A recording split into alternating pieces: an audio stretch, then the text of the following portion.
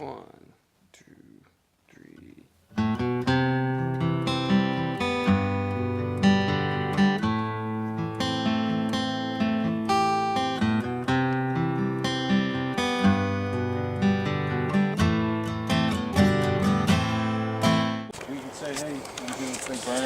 Hey guys, we're out in the woods, big woods, me and Eric. Here we go. Yep.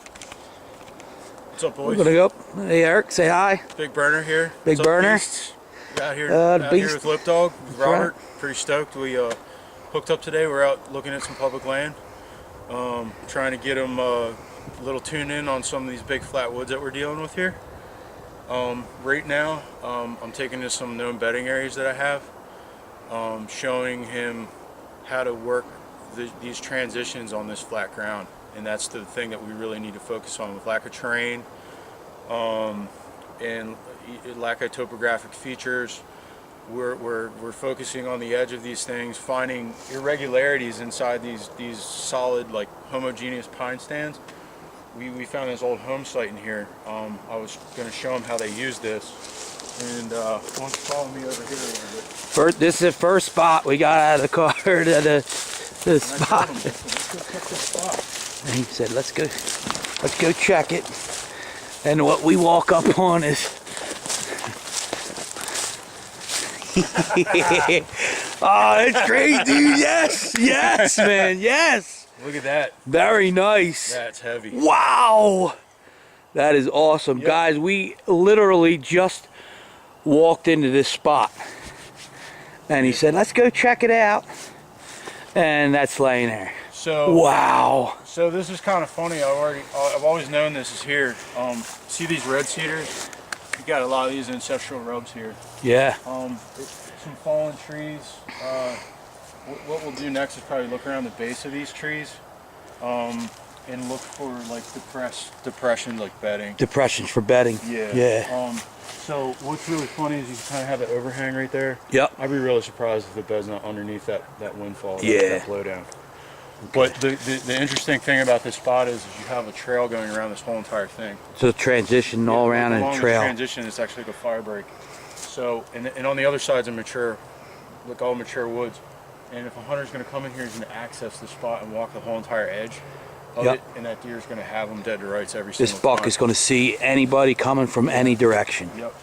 Just go ahead, Eric. You're not going to find an area like this with these leaves. Yeah, it's round. Yeah. You got some overhang. You could seriously sit in this thing right here and see that whole. And watch everything. That whole axis area right there. And this is under an open area, an old homestead spot. Yep. You got some cedars in here. Yep. And the canopy is going to be relatively shaded for them in the early season up until leaf drop. So. Yeah. So do you think this would be an early season bed, Eric, because of the canopy and the cover from the sun? And it couldn't be, but because it could be associated with the fact that, you know, right across here, there's a lot of oaks. There's not much food in here for them, you know what I mean? So this is definitely like, if it's a buck this size, he didn't get this big on like an accident. Yes, a slammer. You know what I mean? So yeah. He's got. You can't see this on a map. Nah.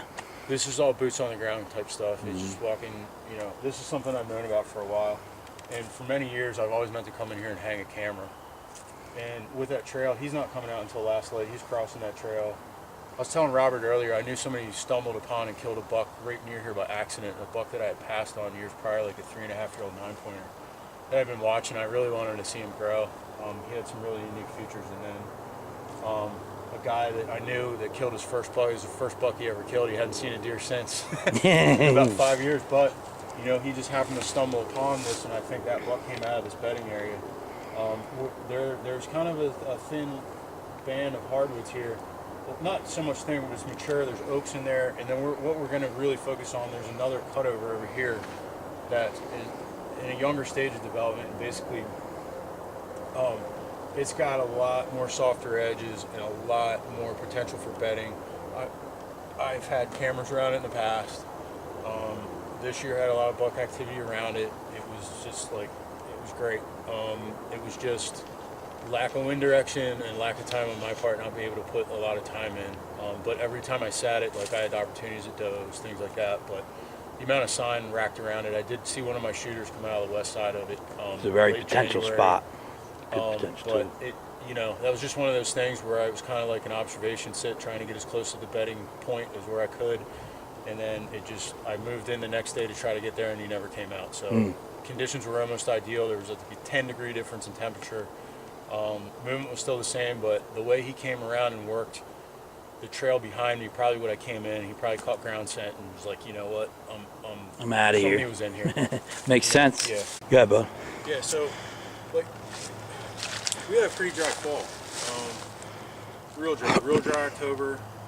Just got a little bit of precip in November. We got snow in January.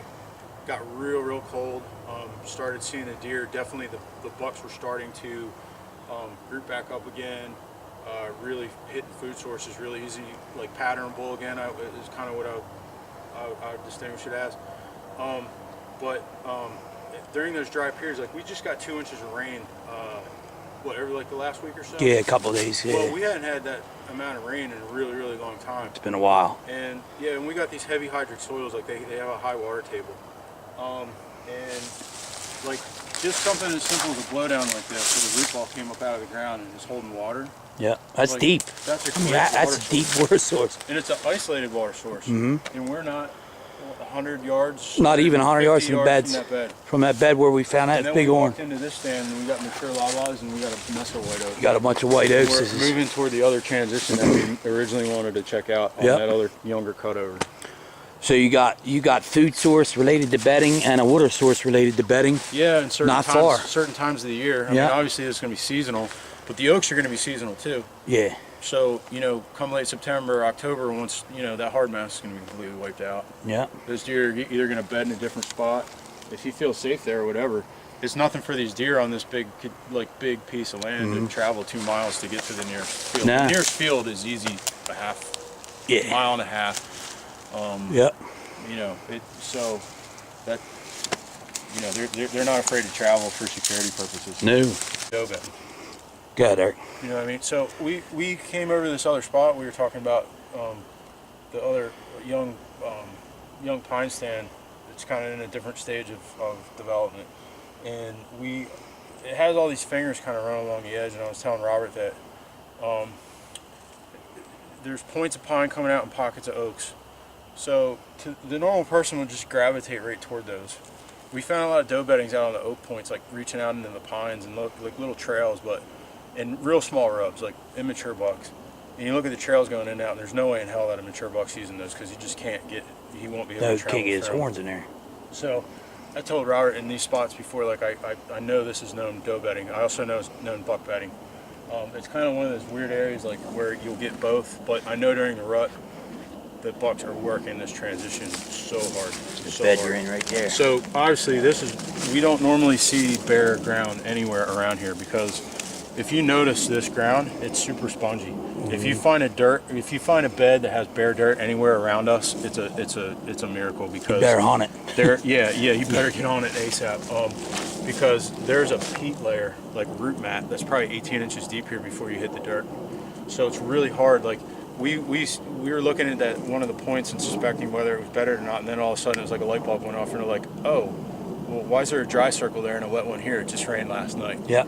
So we had all these dry circles, and then you started seeing the droppings everywhere. So I was like, oh yeah, crazy doe bedding. But the thing is with that, we're like, look at this. Look what we're standing in. Look at this. I first stumbled on this when the leaves are on everything. This is it's like Very viburnum, thick. high bush blueberry, splice bush type stuff that's creating this soft edge. And we have mature woods right here. We pointed out one big southern red oak that was one single mass tree, and I guarantee you, like, the security in here is phenomenal. Yeah. Because not far past here, the woods open up again, and a little further up the point, a buck can easily lay there and see. It just really opens up. There's a subtle, like 2 foot, 3 foot elevation change. All the white oaks are over there. The normal person's going to get sucked right into that. Anywhere it's wet, you're not going to have white oaks. Yeah. Anywhere where it drops down, the species type is going to change drastically. change. Like we start getting more into red maple, and lollipop pine and sweet gum, things that aren't really preferred food sources at all. It's just covered. And we're like I said, we just got 2 inches of rain. I've seen this place where we'd be up to our knees in water right now, and the ground gets so saturated so fast here that just that 2 inches of rain, we started seeing all this seasonal So the water table's like really super high. Yeah. Cool. Yep. So right along this transition, guys. Another shed. Another shed. Go ahead, Bo. So we just found a shed, and I was telling Robert, like, I was monitoring all the buck activity throughout the year. If you see that, I got a camera hanging up right in that tree. And I know a lot of guys on the beast and stuff like that know, like, a lot of us use that tactic to hang those cameras up high. You'll notice I have it in a bear box. I cut a piece of wood, a wedge of wood about a 30-degree angle, and I mount it to the back, and I use a big heavy python lock. And I have an old, I used to use my old lone wolf climbing stick with an aider on the bottom, but those cheap like quick sticks, like your Step or whatever you use to get up in your pre-hung like set, I have one of those. I drilled through it and made like a Versa button, and made a rope attachment for it, so I could just tie it around the tree real quick and tied an aider on the bottom with rope, and I can just carry that around, and that thing's like, that's 10 feet off the ground. That's sweet. Nobody's ever touching that. They ain't even really seeing it. They're not even. Nobody's even going to see that walking by here. So I checked that camera maybe once this year, like in October. Maybe twice. But the only time I'm checking them is it's pouring down rain. Yeah. I am not messing with that thing. Definitely. Because I know, like, guess what we just found? Okay. You can't mess with these. You got to leave these places be. Guys, like, I kicked out a mock scrape here under this holly. So they use these hollies a lot. It's unfortunate this is flooded just because of this rain, but so we're on the corner of the transition of this block, and then it runs pretty straight line all the that way way along the back side of it. And there is a scrape line, no lie, there's probably 30 scrapes along that whole back transition. Whole back edge. end. And it's not up against it. It's a parallel trail, like what we talk about having parallel trails just inside the woods on the field edge. Yep. They put parallel trails on everything where there is a hard edge. If they don't, they're not using it.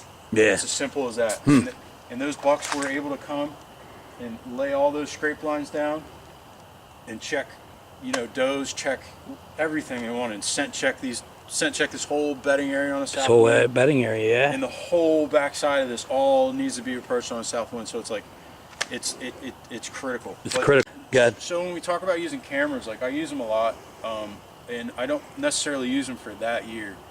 I like to put them up and get historical data, like what happened that season, and then apply it to next season, just to not pressure the area. If I'm coming in here, I'm hunting this spot. I'm not checking that camera. Like I said twice. That camera's been hanging here since middle September, and it's now February, and I'll probably come back here at the end of the week and pull it down. I didn't bring my stuff today because I'd be carrying around all these cameras, but I'm also seeing what bucks are shed.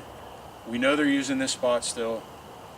So early season, I'm putting cameras on water, like isolated water holes, and then come the beginning of October, I'm making mock scrapes or putting it on a scrape and getting my buck inventory. And when I'm talking about making mock scrapes, I'm making sure I got a good looking branch, just kicking it out with my foot, and I'm urinating in it. I'm peeing in it. Yep. Not 2 days later, not a day, maybe that night, I got a buck coming in here and checking it.